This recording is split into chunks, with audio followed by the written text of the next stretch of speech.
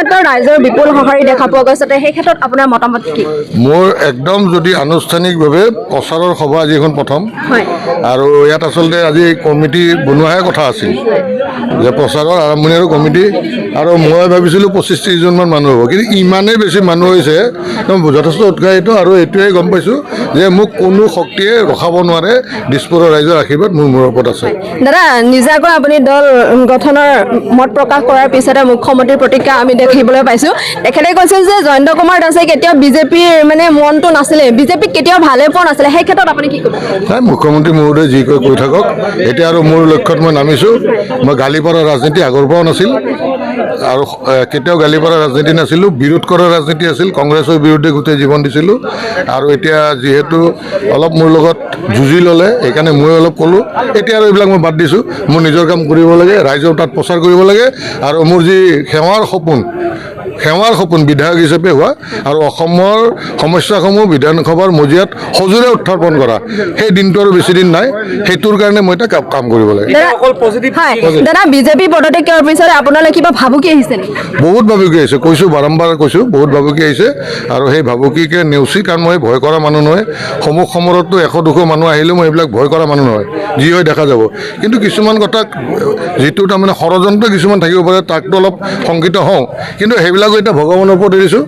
আৰু মই যথেষ্ট পজিটিভ মানুহ আৰু যি আছিল তেওঁলোকে যি কৰিলে হ'ল গালি গালাজ এইবিলাক আৰু মোৰ নাই এতিয়া আৰু এটাই চিন্তা দিছপুৰৰ ৰাইজৰ আশীৰ্বাদ পাইছোঁ ৰাইজে আশীৰ্বাদ দিছে মই ৰাইজৰ মৰমত দিছপুৰৰ ল'ৰা দিছপুৰৰ মই সেৱাৰ কাৰণে কাম কৰিব লাগে আৰু সেইটো লৈ ওলাইছোঁ এটা নিভাজ অসম লাইভৰ পৰা আপোনালৈ অভিনন্দন থাকিল মই আছিলোঁ পাঞ্জাবাৰী বতাহঘূলিত জয়ন্ত কুমাৰ দাসৰ লগত তেখেতৰ মত প্ৰকাশ বিনিময় কৰিলে আমাৰ লগত ধন্যবাদ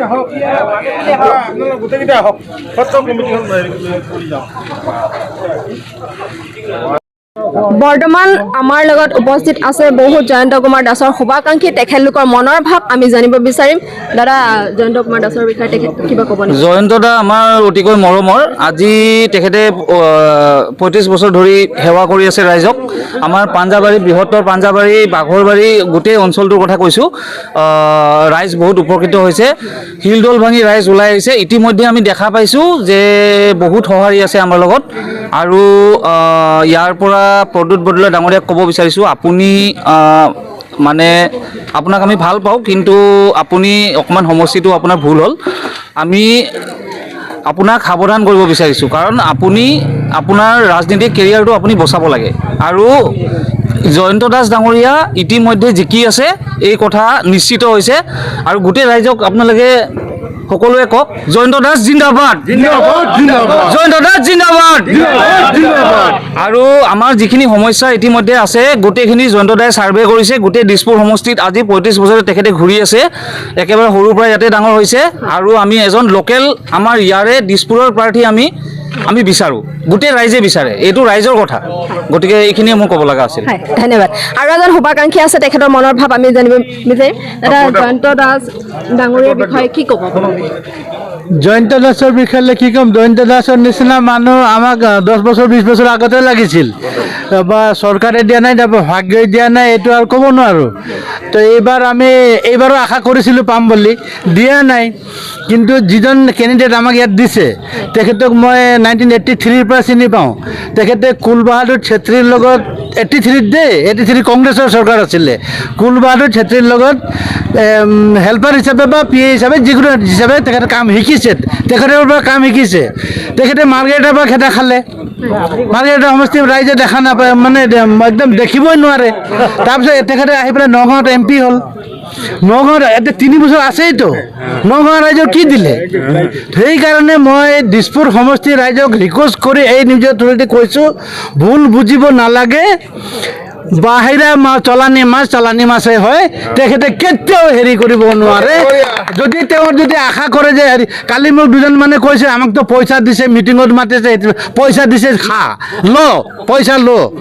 মই মিটিঙলৈ মাতিছিলোঁ নাহিলে তেওঁলোক কৈছে খুৰা বেয়া নাপাবি খালি 500 টকাও দিছে গাড়ীও দিছে সেইকাৰণে আমি গৈছোঁ বেয়া নাপাবি ভোট কিন্তু জয়ন্তকেই দিম বোলে হয় এইটো এতিয়া কেনেকৈ ক'লি বোলে হাগ্ৰামাই কৰিছিলে নহয় তেনেকুৱা হাগ্ৰামাই শিকাইছে আমাক যে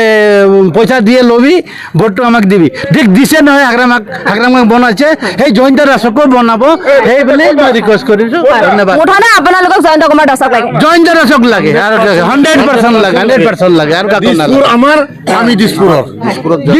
আমাৰ জয়ন্ত দাস আমাৰ জয়ন্ত দাস হ'ল লোকেল ল'ৰা লোকেল ইয়াৰ বেলতলাৰ ল'ৰা এই মাজত একদম heart of the city heart of the Dispur সমষ্টি তাৰে মাজত থকা ল'ৰা যিকোনো মানুহে তৎক্ষণাত যাই পেলাই ক'ব পাৰিব মোৰ এই সমস্যা আছে বুলি অতুল বৰাৰ ঘৰত যাবলৈ হ'লে 2 ঘণ্টা 1.5 ঘণ্টা ওপৰত যাব লাগিব গেটত তালা মাৰা থাকে তাৰপিছত ছাৰ নাই আজি শনিবাৰ আজি দেওবাৰ মই নিজে ভুক্তভোগী হা মই আজি 5 বছৰ আগত এই হেমন্ত বিশ্ব শৰ্মা ছাৰৰ কাৰণে এখন চিঠি লিখিছিলোঁ প্ৰাইম মিনিষ্টাৰলৈ যে প্ৰাইম মিনিষ্টাৰক মানে যে এখন চিঠি দিছিলোঁ মই যে হেমন্তক চিফ মিনিষ্টাৰ বনাই দিয়ক আপোনাৰ বিৰোধী পাৰ্টি নাথাকে এনেকৈ ষ্ট্ৰং মানুহ হয় বুলি মই ভালক ভাল বুলিয়ে ক'ব লাগিব আকৌ ভালো পাইছিলোঁ এতিয়াও মই হেমন্তক বেয়া বুলি নকওঁ তেখেতক চিঠি এখন দিছিলোঁ সেই চিঠিখন তেওঁ পাই পেলাই মোক আবাৰ ফোন মোক ৰিপ্লাই দিছে আপকা মনোকামনা পূৰা হোগা হা আবাৰ টেলিফোন মোক খবৰ পাইছোঁ কিন্তু ইও এতিয়া গম পাই পেলাই আজি এই জানুৱাৰী মাহত সদায় মোক খুজিলে এই শৰ্মা তুমি বোলে এনেকৈ লিখিছিলা হেমন্তৰ কাৰণে মই বোলো জেৰক্স কপি এটা থাকিব লাগে মই আনি পেলাই দিলোঁ দিয়াৰ পিছত তেওঁ ছিঙি পেলাই দিছে মোৰ ওচৰত চিঙা নাই পিছত তেওঁৰ মানুহে কৈছে এইটো ছিঙি পেলাই দিছে তেখেতৰ নিচিনা ছিঙি পেলোৱা মানুহ নালাগে আমিও তেখেতক ছিঙি পেলাই দিলোঁ তেখেতক পেলালে আৰু বিজেপিয়ে পেলালে সবেই পেলালে আমাক লাগে জয়ন্ত দিছপুৰ সমষ্টিৰ ৰাইজে যাতে বুজি পায় এই জয়ন্তৰ বাহিৰে আৰু কাৰো কাম নাই এয়া শুনিলে জয়ন্ত কুমাৰ দাসৰ শুভাকাংক্ষীৰ মন্তব্য আৰু এজন শুভাকাংক্ষী আছে তেখেতৰ মনৰ কথা আমি জানিম জয়ন্ত কুমাৰ দাসৰ বিষয়ে কি ক'ব দাদা এই বৃহত্তৰ পাঞ্জাবাৰী অঞ্চলৰ পাহাৰ ভৈয়ামত বসবাস কৰা ৰাইজ ওলাই আহিছে এয়াই আজি প্ৰমাণ হৈ গৈছে জয়ন্ত দা আহিছে পাঞ্জাবাৰীলৈ ৰাইজৰ সমাহাৰ হৈছে সকলোৱে এটা খোলা মন লৈ আহিছে এটা পবিত্ৰ মন লৈ আহিছে আৰু ইয়াৰ দ্বাৰাই ক'ব পাৰি যে এইবাৰ দিছপুৰত নতুন দিগন্তৰ সূচনা হ'বলৈ গৈ আছে সততা নিষ্ঠাৰে ৰাইজৰ মাজলৈ জয়ন্ত দা ওলাই আহিছে এটা কাম কৰা তেওঁৰ মন আছে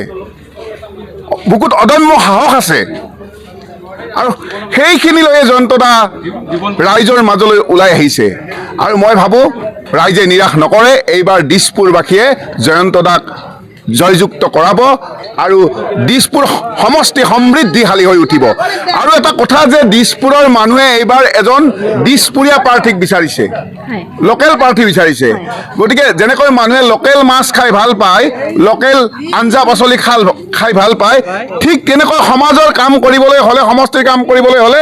ৰাইজে লোকেল মানুহ বিচাৰে গতিকে এইবাৰ ৰাইজে লোকেল মানুহ বিচাৰিছে এইবাৰ দিছপুৰ সমষ্টিৰ ৰাইজে চালানী মাছ নাখায় চালানী মানুহ বিচৰা নাই গতিকে এইবাৰ লোকেলৰ জয় হ'ব যিয়ে দিছপুৰ সমষ্টি ৰাইজৰ দুখ দুৰ্দশা বুজি পায় মনৰ কথা বুজি পায় যিয়ে দিছপুৰ ৰাইজৰ অলিয়ে গলিয়ে ঘূৰি ফুৰিছে দিছপুৰৰ ৰাইজৰ